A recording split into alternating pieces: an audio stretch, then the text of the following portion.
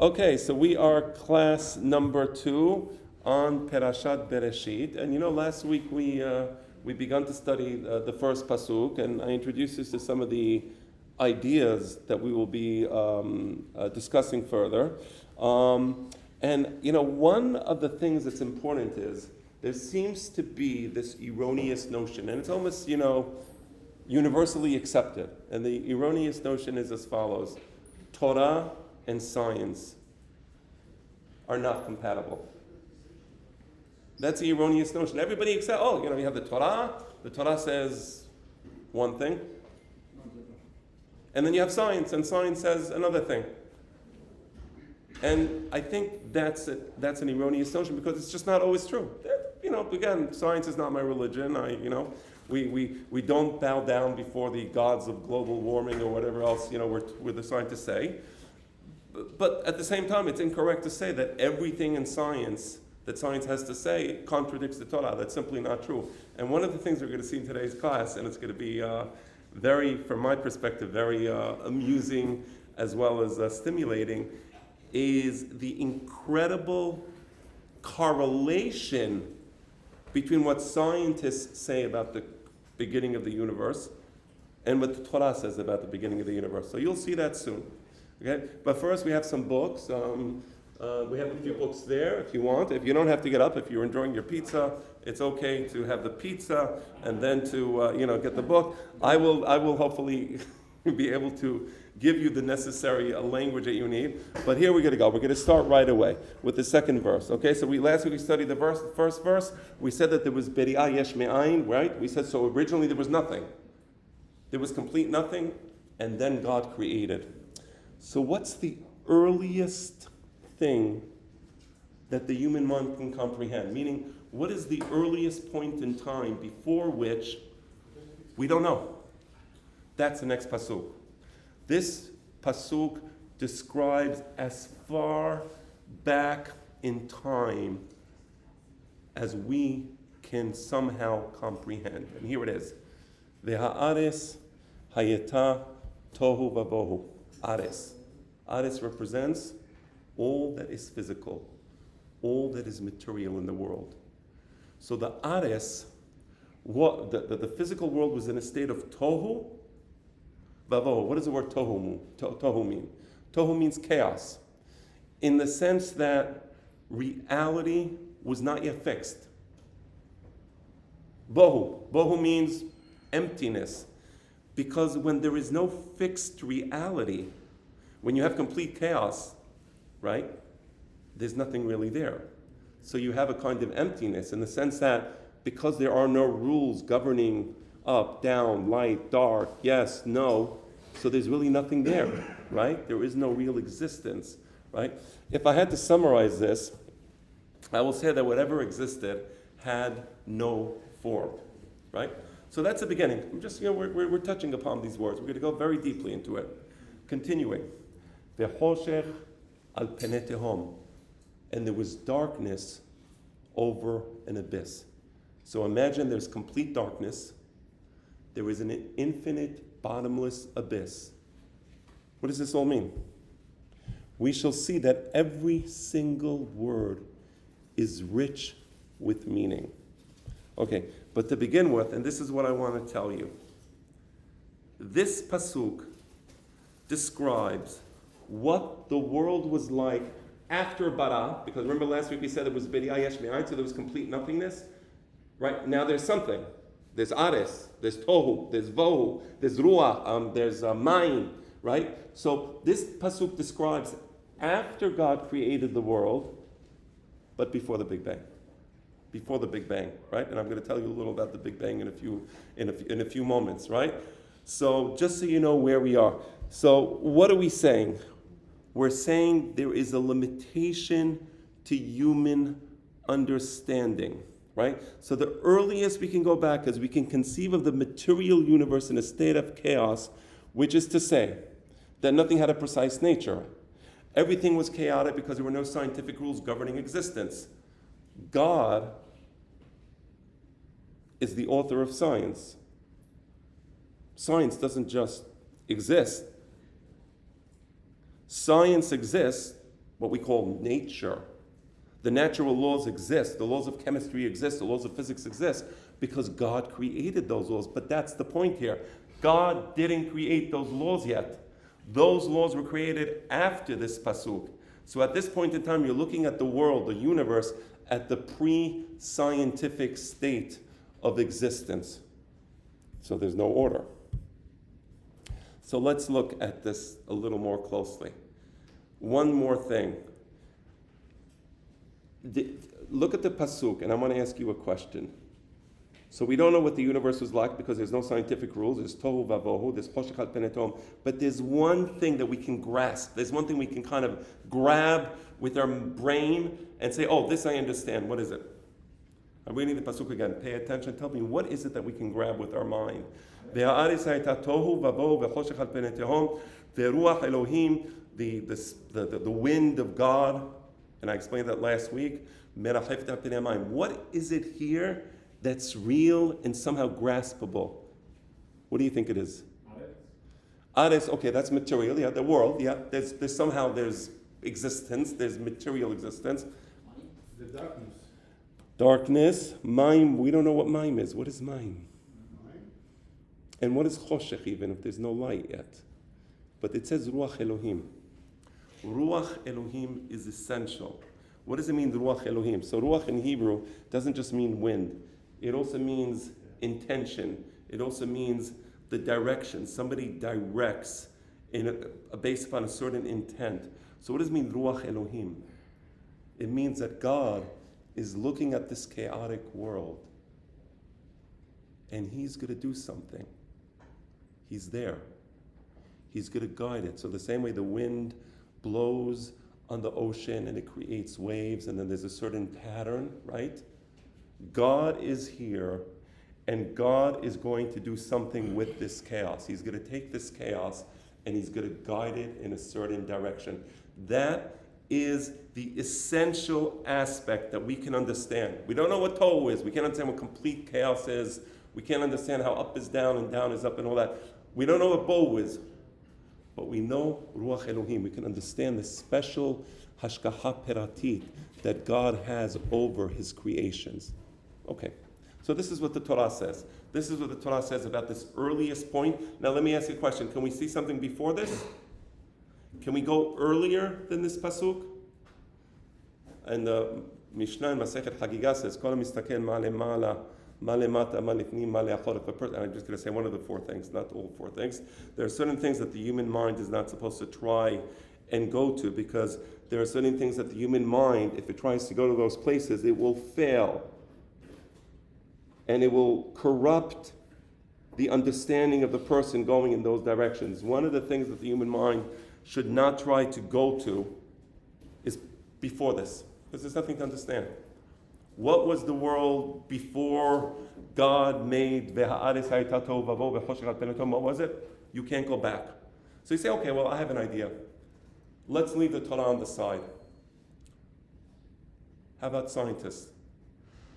Do you want to see what the scientists say about before that? Because the Hachamim said you can't go back, right? That's what the Hachamim said. You can't go earlier than that. How about scientists? What do they say about that? Oh, that could be interesting, right? Let's do that. Okay. Just say beracha. Baruch atah Adonai Eloheinu melech haolam she'hakol nהיה b'dbaro. What's that called? The science of cosmology. So, like Milashon cosmos, the cosmos, right? So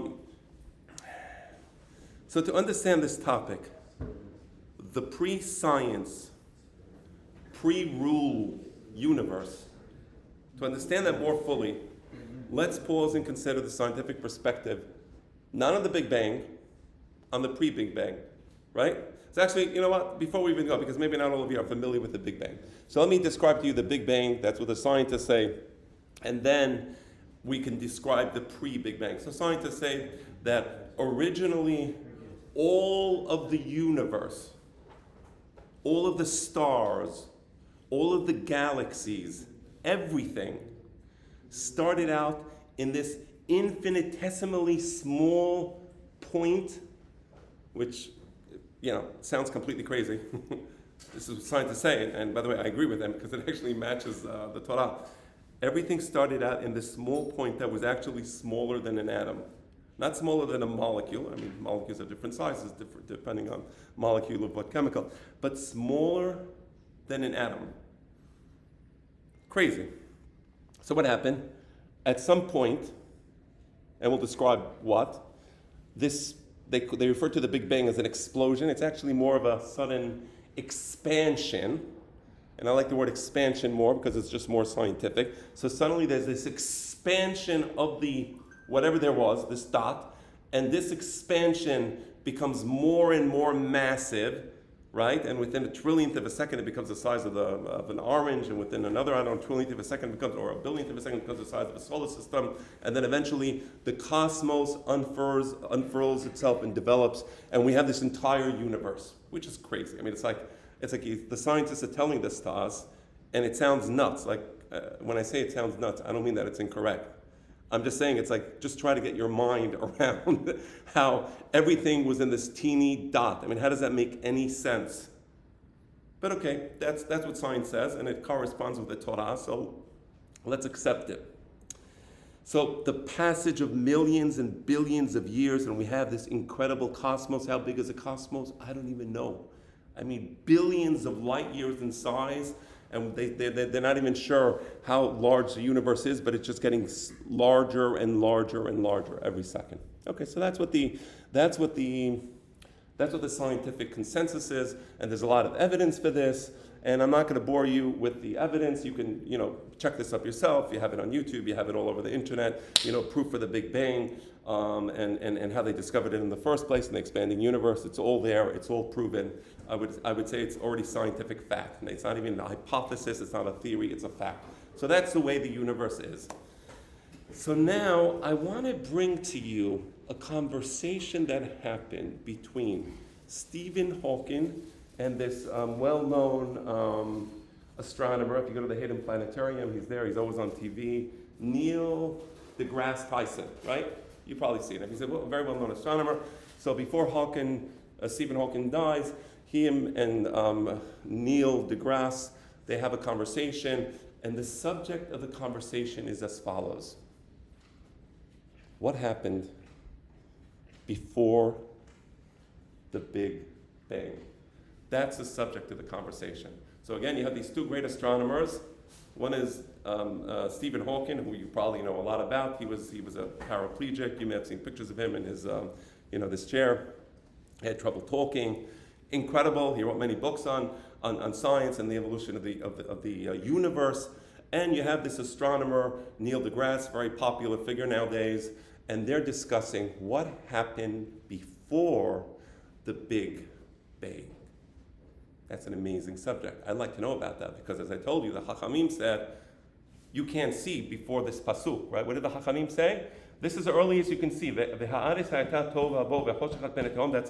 before the Big Bang, but you can't go earlier than that. So when I hear about these two scientists, they're going to talk about what happened earlier. I want to hear. My ears are like, whoa, okay, because the Hachamim said asur.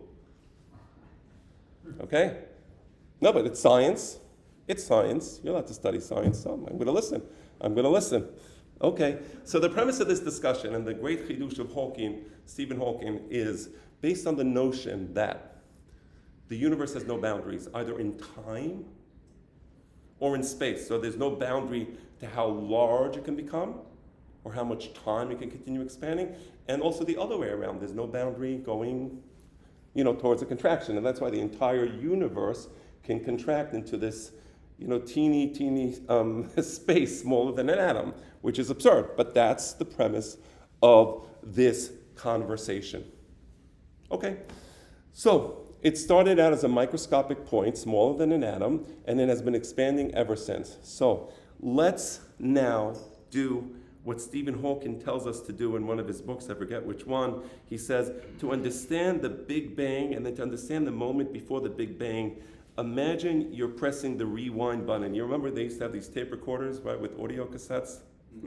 Right, so I don't know, like you have the new generation. I say, is there anything we rewind nowadays? Yes, we have to do. And what? It's digital. Digital, you have to rewind? Yes. Okay, so you rewind. You're right, on YouTube, you up it. But back then you had like this cassette player, right? Like, and you actually see that like, the ribbon going forward. So you press rewind and it goes backwards. So let's press rewind. So we said the universe has been expanding for billions and billions of years and getting larger and larger and larger. So now let's go backwards in time. So that's what he says. That's what Hawking says. Let's go backwards in time. So now what are you watching? You're watching everything going in reverse. The universe is becoming smaller and smaller and smaller for millions and billions of years. And it's going backwards. And eventually everything crushes down into this teeny space the size of an atom and smaller. So let's go back to the instant before the Big Bang. Okay? The universe now, it's all condensed into this teeny point. It has infinite density, infinite energy, infinite heat. And Hawking points out, and this is a great thing that he said in his conversation with Neil deGrasse, and this is the theory of Hawking, and it's accepted by all scientists. Hawking points out that in this instant, in this moment, before the Big Bang, right? The laws of physics and the laws of chemistry, and frankly, every single scientific law, every rule, every principle, every mathematical equation doesn't work. Nothing works. All the laws of science are inapplicable at this point. Okay. No scientific rules. Now, and by the way, and if you think about it intuitively, I mean, how can there be a scientific rule explaining the condensation of matter and energy and everything into this teeny point? It doesn't make any sense. So the scientists say it doesn't make any sense scientifically. Okay, so let's continue. So you have this moment right before the Big Bang, and now let's ask a question, and this is a question that Hawking asks, and Hawking discusses with Neil deGrasse. What happened earlier? Okay, and he says, nothing really happened earlier. And the reason nothing happened earlier is since there was no science governing this state of the universe, this pre-Big Bang state of the universe, since there are no rules, there's nothing really to talk about. There is nothing there. Because the mind needs a certain premise to have a conversation, and the premise means there are certain rules, there's certain, there are certain norms, there's certain ways things happen. So because there was complete chaos, says Stephen Hawking, there could be no description of the pre-Big Bang universe, right? So I want to ask you a question. So if nothing happened earlier because the universe was in a state of complete chaos, right?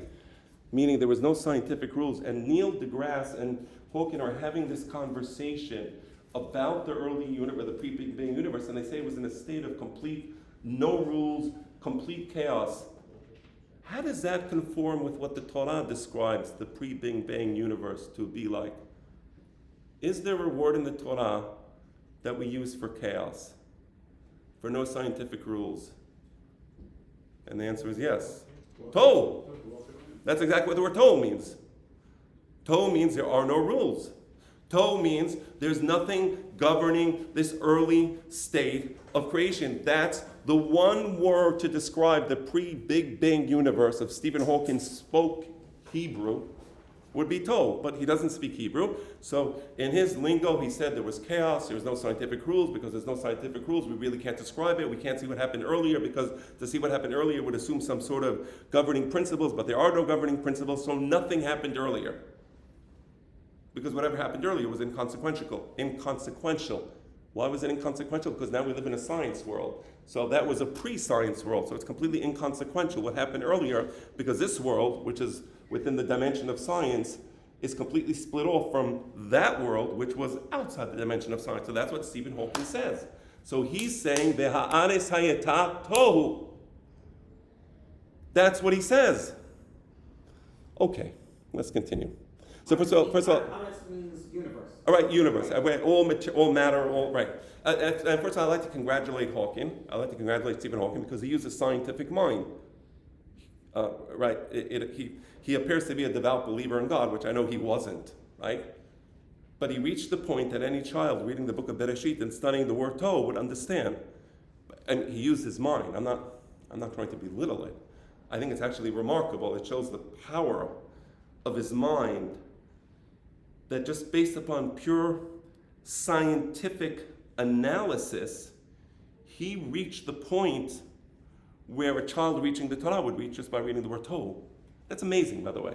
I mean, it's a testimony to his great mind, right? It's also a testimony to the veracity of the Torah. Not that I need Stephen Hawkins to support the Torah, but it's just pretty remarkable when these things happen, right? I mean, it is remarkable that we talk about Tohu. The Zohar speaks about the Tohu universe and how there were no rules, right? And we'll bring some more of the Zohar later on. But I just want to show you that alignment. It's incredible. Okay, so let's just continue a little more deeply. Right.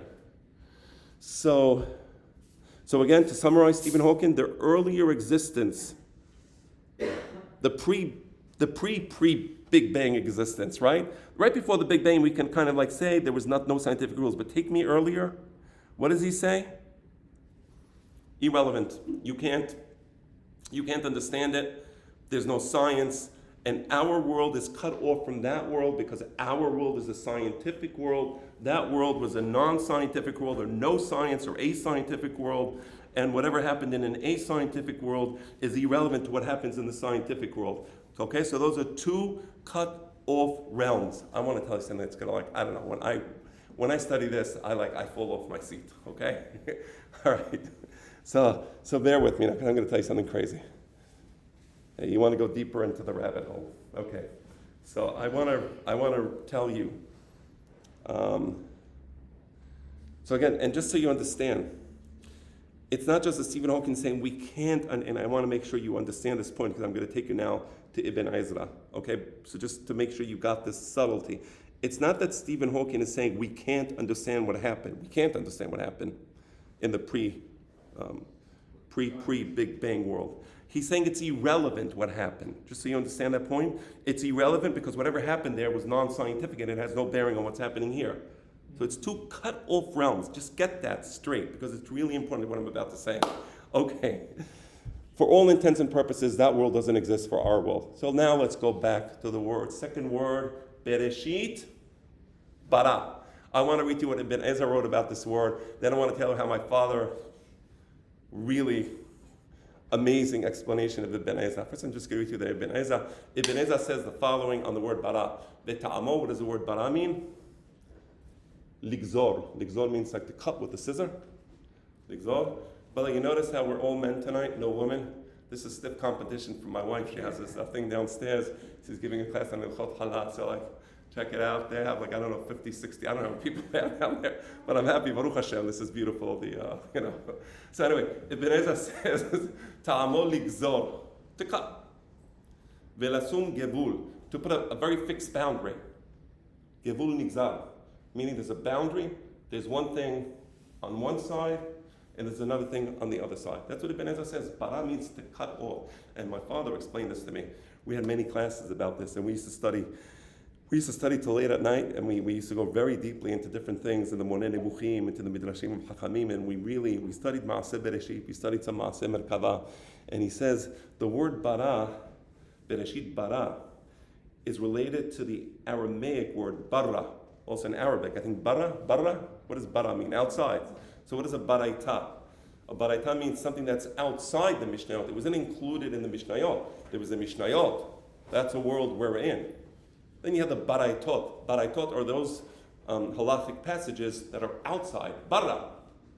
Don't bring it into the Bet Midrash. It's not authoritative. That belongs outside. So it's barra. So what are we saying here? And my father explained this to me before I studied Stephen Hawking, which is pretty crazy. He says, bara, Bereshit bara means God cut off whatever happened in the pre-Big Bang world is irrelevant to what happens in this world that we exist in now. Because this world that we exist in now has scientific rules created by God, which didn't exist in the previous world. And therefore, bara means a complete cut. A complete cut. So, beri'ah means what you have now is completely, not just new, but the previous state was irrelevant to the state that's taking place now. That's the idea of bara. Bara means outside, cut, boundary. That's what Ibn Ezra says. Pretty remarkable. Two mutually exclusive and entirely separate realms. So again, congratulations to Stephen Hawkins. I mean that seriously. Did he read Hakham Faur's writings? Homo Mysticus, my father wrote this great book on the Guide to the Perplexed. Did he read that book? No. Of course, I asked that question in jest, but it shows you the power of his scientific mind. I don't like his theological ideas. I heard some of his things about God, and I really think they were just... I think that if he would have been aware of what the book, if he would have spent some time studying Bereshit and see what the Hachamim say about Bereshit, he may have not said some of the things he said about religion, but it doesn't matter. That's give the man credit where credit is due for for the strength of his scientific thinking, that he was able to get to the knowledge of our Hachamim, Ibn Ezra, my father, the Hachamim in the Zohar, the Hachamim in the Midrashim, various Midrash Rabbah, which explain this idea of bara as a separate existence, as a separate realm.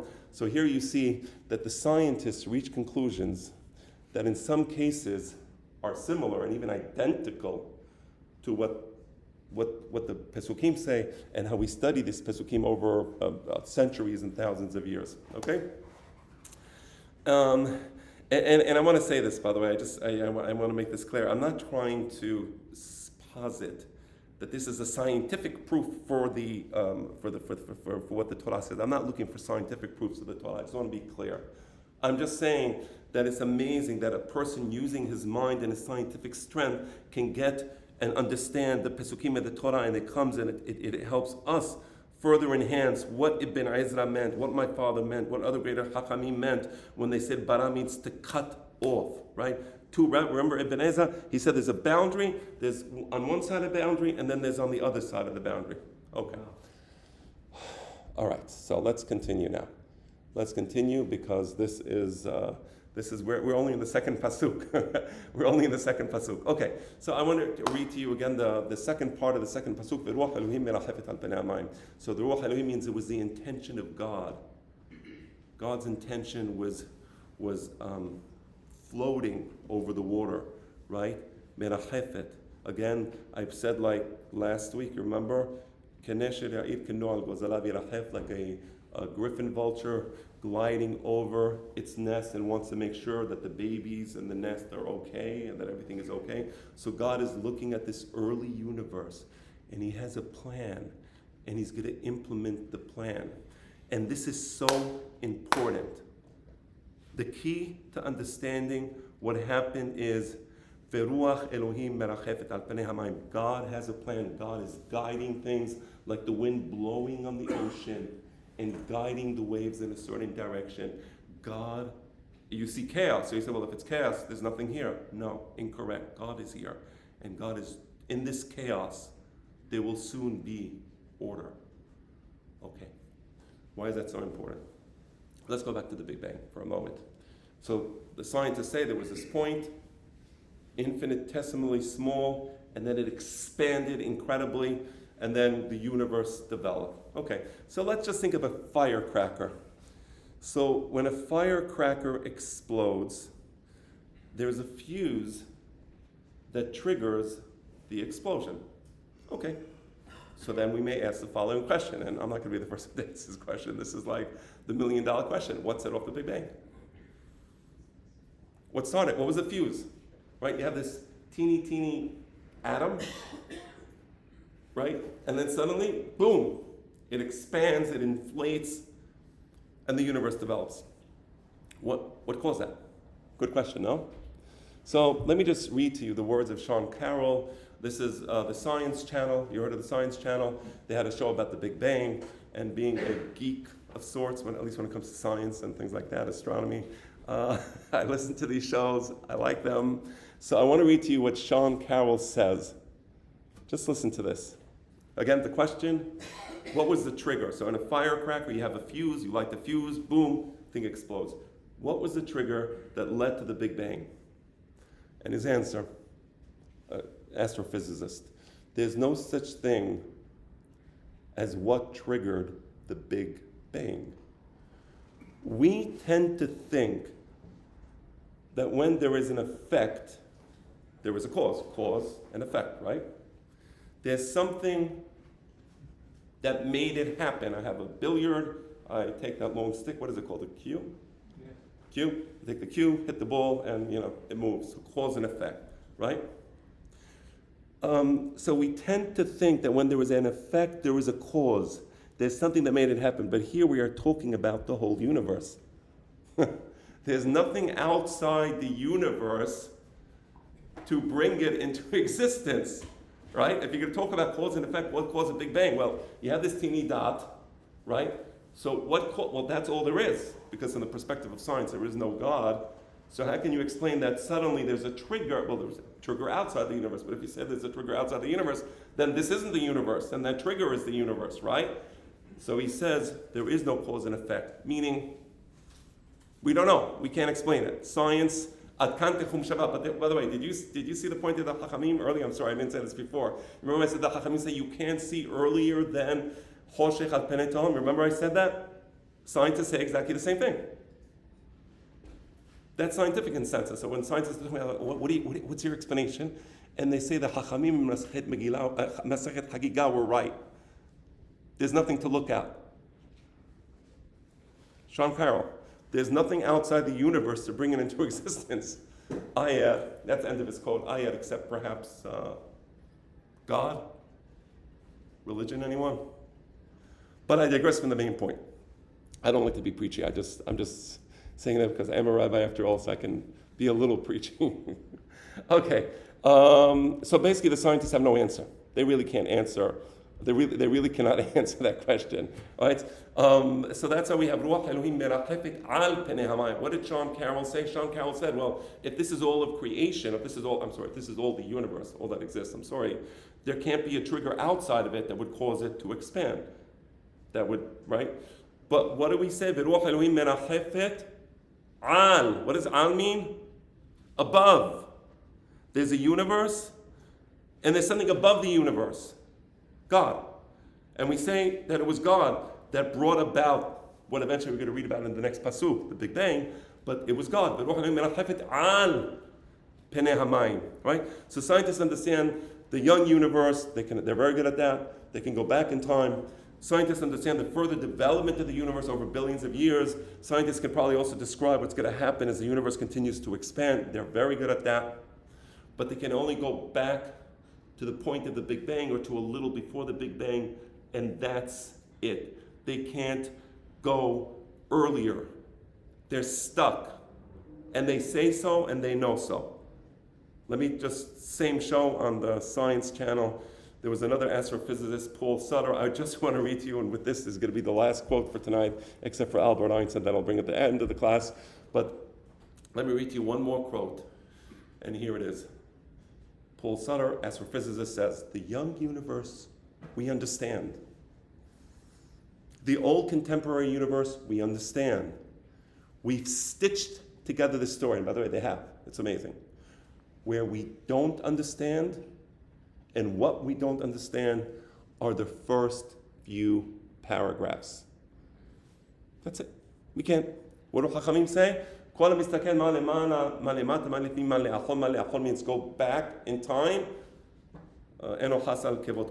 You're disrespecting God because you can't see back there. You can't. Scientists agree. Hachamim agree. So I think there's a good advice here. Don't try to figure out what was before Tohu Vavohu. You won't figure it out, and it's a waste of your time. And you shouldn't do that. Okay. So my answer to Dr. Sutter is exactly correct. And thank you very much to all of you scientists. You may be atheists, maybe you're not atheist, maybe you're agnostic, maybe you're religious, I don't know. But thank you to all of you scientists for corroborating what the Torah says so nicely.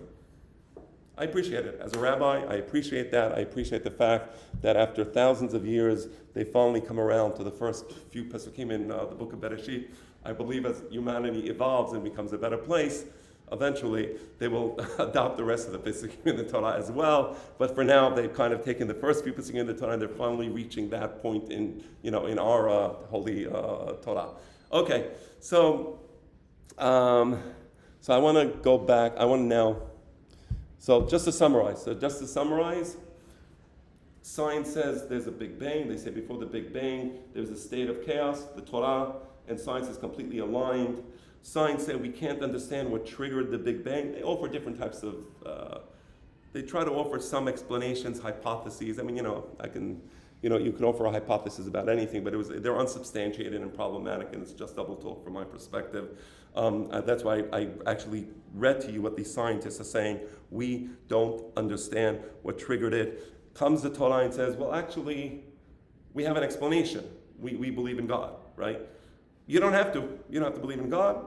You don't want to. It's a choice. It's an emunah. Remember we discussed last week, Tikad. Remember we brought the Moneh Nebuchim, Harambam, Tikad, that you make a choice. You bind yourself to a certain set of beliefs, and it's ultimately a choice. So the atheists bind themselves to the idea, no, even though we have no explanation for what triggered the Big Bang, they say that there is no God. Why? It's just an emunah. Okay, no problem. That's your emunah, but at least acknowledge it's an emunah. And I say, we're on equal footing. I actually think we're a little better than them because we reach certain scientific conclusions before them. So I actually think we're more advanced, but nevertheless, let's continue. I want to explain a word that I didn't explain. I explained the word beha'aretz. Hayata tohu, I explained. Vohu, I explained. Choshech, darkness. Vechoshech al penei tehom. So when the Big Bang, the moment before the Big Bang, what was there? Choshech, darkness. There was no light. Light didn't yet exist. So what do you have? Choshech al penei tehom. What does tehom mean? A bottomless abyss. A bottomless abyss. Choshech, darkness, complete darkness on this abyss. Okay, so crazier than the idea that in the pre-Big Bang universe there was no light, there was complete darkness, choshech. Crazier still, there was no space. Space didn't exist. And because there was no space, there was no outside. There was only inside. And how do you say this bottomless emptiness, everything is closed in on itself? How do you say that in Hebrew? Tehom. Choshech al penei tehom. What does tehom mean? A bottomless pit. You can't escape from it, right? How do you say that in science? Science, they say this, everything was curved in on itself. There was only an inside, there was no outside, because there was no space. How do you say that in Hebrew? Tehom. So again, we see Baruch Hashem. I say Baruch Hashem because it didn't have to be like this. There was a time where science, people thought the earth was flat. There was a time where they thought the sun and the universe revolved around, orbited the earth. Baruch Hashem, that we can understand these pesukim even at the scientific level. So it saves us from, potential conflict. So we have this bottomless pit, space and time. Existence is closed in on itself. And there is one more thing which I didn't explain. Ruach Elohim, we said, merachefet al penei hamayim. Mikey brought up the word mayim before. What does mayim mean? What does water mean? So again, one of the things to understand when you study Torah and when you study deep concepts is the following. Language is limited. There is only so much you can say with words, right? Words are based on conventions. So we all think of the idea of cup, and we all decided that the sound cup will refer to this object or to other similar objects of this nature, right? It's a convention. So language is great. It's a very powerful tool. But if you want to study physics, for example, what language do you need to know? If you want to study chemistry, what language do you need to know without which you cannot study physics or chemistry or the theory of relativity? What language do you need to know? Mathematics. Correct. Mathematics. Because there's some things that you can't describe in human language. So you see, these scientists have these, you always see like the big blackboard with all the, various mathematical formula, like, what is that? Like, what am I looking at? Right? So it's like, but it's a language. It's a different language. So you're like, but they need that language because our language, human speech, cannot describe these scientific ideas. So they have to invent a new language. That's the language of mathematics. So you see how language, human speech, is limited. So I'm saying that what does the word mayim mean in Hebrew? Mayim means water. But there was no water yet, because water is only created later. So what does Mayim mean in this context? So Mayim is a mashal. So Rambam says many words in the Torah, they're meshalim. They point out to something. They're allegorical in a sense, right? So I don't mean to say that there was no Mayim. I mean to say this wasn't H2O. I mean it was something else. So just going again, and I'm just doing this because here I do need science to help me. I do need science to try to help me understand what's meant by Mayim. So we're in the pre-Big Bang universe, and I'm just giving you the terminology used by Stephen Hawking. He says there was an intense fog of energy closed in on itself. He said closed in on itself, that's the home, it's like a bottomless pit, right? So this intense fog of energy. And I think this is the Mayim. Because Mayim, right? It could have said, for example, air, some sort of avir, right? It doesn't say avir, because that's spread out, it dissipates, right? It could have said something solid, maybe Evan, but that's not correct, because this is an intense fog of energy in the sense that, so on the one hand, it's like water, it's not a solid object. On the other hand, it has a certain fluidity and a certain inner motion like water, and a certain cohesiveness like water. So I think that Mayim here refers to this universe, and what there was in the pre-universe was energy and an incredible density, and there was a certain fluidity because it was chaotic and there were no rules governing this. So I think again here, that's what I understand the word Mayim. I shared with you my idea. I think it corresponds nicely with science, that initial fog of energy closed in on itself. That's what I understand. Let's go now to the next pasuk. Yes. Does dark matter fit in with any of those that you just mentioned? First of all, I don't even know if people know what dark matter is. Meaning, because dark matter itself is a mystery in the universe. There's so many mysteries in the universe. What we know is that apparently there's more dark matter in the universe than real matter, which itself is like, so that means like most of the universe we don't even understand. I mean, think of that for a second. Like we know so much, and yet the more we know, the more we realize how little we actually do know, right? So I don't think so. I don't know. Maybe. But like, maybe. I'll say, Sarich Iyun, but I don't know. I don't know what the dark matter is. I can't,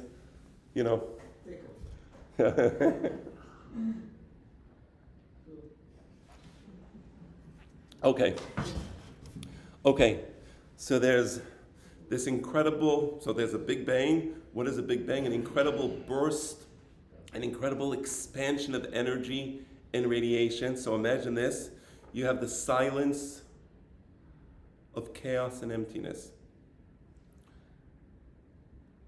And for no explicable scientific reason, but as the Torah states, the will of God, Ruach Elohim, it expanded, it inflated, the universe expanded, inflated into existence, unfolding and unfurling into the incredible tapestry of space we have before us today. So this is what the Big Bang theory teaches us. And here's what's interesting.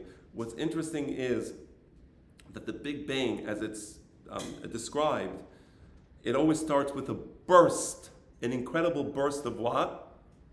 Of light. And from the burst of light, suddenly the universe expands. And what is the very next pasuk that we are now going to read? The very next pasuk is Vayomer Elohim Yehi Or. Vayomer Elohim Yehi Or. Vahi Or. Right there. Perfectly aligned. Exactly as scientists describe today. They didn't know this 100 years ago. The Big Bang is a relatively new theory. The expanding universe is a relatively new theory. If you read this pasuk 100 years ago, you might laugh. You say, oh, okay, what is it? I mean, the scientists might laugh. What does the Torah say that it started with light? But yeah, that's correct. That's exactly how the universe started. That's the flash of life, incredible burst of energy, and the universe begins. So, Vayomer Elohim Yehi Or Vayhi Or. Now, there's something puzzling about this pasuk. I answered it for you. But we have light. For example, you go outside in the daytime, you have light. Why is there light in the daytime? Because you have the sun. Okay? So again, reading this pasuk, even 100 years ago, maybe less than 100 years ago, it's only in the 50s that I think it was it Watson and Crick? I forget the names of the scientists. There were some scientists working for Bell Laboratories, and they were aiming their radio telescopes at the sky, and they were getting this static electricity, and they couldn't figure out what the static electricity was. Eventually, I think they won the Nobel Prize or something for discovering that it was a wavelength radio. Double helix. Oh, sorry, you're right. Watson and Crick was a double helix. What was the names of these scientists? Okay, I forgot, but thank you, you're right. Anyway, so they discussed, so this is in the 50s, and then from there they discovered the Big Bang. So reading this even 60 years ago, 70 years ago, 80 years ago, certainly, you wouldn't understand what it's talking about because the sun was only created, what day was the sun created? The fourth day. What day are we now? Day number 1. What's the light? So what's the light? The Big Bang, exactly. We know it. Today we understand this. Today we understand this pasuk, right? Sun was created the fourth day. So this is not talking about sunshine, is it? It's talking about some other type of light. So this is the light of creation. And this is what's so important now. Energy, electromagnetic radiation. All light is it's a particular wavelength of electromagnetic radiation, right? There's different types of electromagnetic radiation. Some are visible, some are not visible. So light is on the visible part of the spectrum. Okay, so I want to now continue the pasuk. I want to try to finish the first day today. So let me rush ahead. I wrote a lot of things on this, but I'm going to skip a little, and maybe at the end of 5 time I'll go back. So who was it? Wait, who was it? Someone Google who discovered the background wavelength radiation of the universe. Let me Google that now. I can't. I need to know this. The background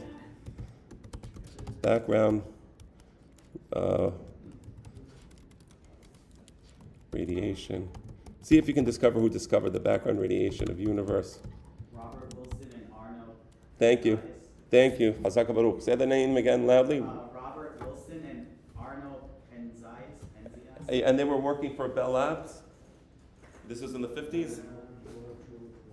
It says 1964. Oh, 1964. Okay, so even you see that? So even if you go back, 1964, 60 years, right? Yeah, Bell Labs. Bell Labs. Okay, they're working for Bell Labs. So even if you got 60, if you went back 65 years ago, 70 years ago, you read this pasuk. Wait, I don't get it. It says God created the light, but then He says He created the sun on the fourth day. How does that make sense? Okay. All right. So thank you, Watson and Crick. You're right. That's the DNA helix. All right. Very good. So let's continue. Let's continue reading the pasukim, and we will. Vayad Elohim et haor ki tov. I like this pasuk a lot. God looks at the light and He says it's good. What does that mean? He looks at the light and He says it's good. Tov, it's good, means there is a plan. God has a plan. He has a design scheme. He has blueprints. And when it says Vayad Elohim et haor ki tov, it means what happened in the world exactly happened as God wanted it to happen. There's nothing haphazard. There's no chance. There's a plan. And the plan was well done. Right? So there's no discrepancy between the way God conceived of light and the way light actually manifested itself in the world. Perfect. Perfection of creation, perfection of thought, and perfection of execution. That's Vayad Elohim et haor ki tov. That's what it means, right? Vayavdel Elohim ben haor ben hachoshech, and then God separates the light from the darkness. You know, if you read this pasuk and you don't become intellectually shocked, you're not reading the pasuk. I'm going to read the pasuk again. Vayavdel Elohim ben haor ben hachoshech. God separates the darkness from the light. So there was darkness, and then God extracts the light. But here's the thing. What can be more different than light and darkness? They're opposites, are they not? So what's the big deal when it says, Vayavdel Elohim? God separated between light and darkness. Why do you need God to separate? If there's light, there's no darkness. If there's darkness, there's no light. The two things are mutually exclusive. By their nature, light and darkness cannot coexist. They automatically are separate. It's like saying that this object, right, is up, right? So the object is up, and I'm saying, I am now going to make sure it's not down. Well, I mean, it's up. It's not down. I don't need to make sure that it's not down, right? Or I say, the rug is on the floor. I am now going to make sure that it is not there, but it's not. It's here. It's on the floor, right? So what does it mean when God says God separated light and darkness? Light and darkness, by their nature, are two opposites. We don't need God to separate what is automatically separate. And this is one of the most important ideas that you will hear tonight. And it is as follows. There are laws in the universe. There are scientific rules governing how the universe functions. There's the law of relativity. There's a special theory of relativity, a general theory of relativity. We understand a lot. We don't understand everything, but we understand a lot. And we can conceive of the universe through these laws. One of the most basic laws is the law of contradiction. Something cannot be its opposite. That's the most basic, fundamental law. Opposites cannot coexist, right? It's either this or that, right? That law of contradiction, we all think, oh, well, right. I mean, that law was created by God. You take it for granted in your mind. Oh yeah, of course. Yeah, up is not down, and down is not up, and dark and light are not the same. Well, yeah, it's not the same in this world that you exist in, and the reason it's not the same in this world where you exist in is because God created it like that. If it wasn't for Vayabdel Elohim ben ha'or ben ha'choshech, if God didn't separate the darkness from the light, they wouldn't necessarily be separated, right? The Zohar says this in the most blunt way possible. I love what the Zohar says. I remember hearing this as a little child, and it sparked my imagination. The Zohar says that that in this before Vayabdel or ve'choshech mishameshim b'makom echad. The Zohar says that before God separated it, light and darkness were able to coexist. That means that this world was so crazy before God separated light from darkness. The world was so crazy and so topsy-turvy that there was no possibility for our minds to understand what reality was like. And I'm talking about post-creation. I'm talking about after Big Bang. But before God created the law separating light from darkness, it meant that contradictory things can coexist, right? So there's a lot of things we take for granted in the world, right? But the point of the Torah and creation is to teach us that even the most basic things were created by God. There is no possibility of knowledge or thought if it was not for the fact that God put that possibility of knowledge or thought, order, logic into the world.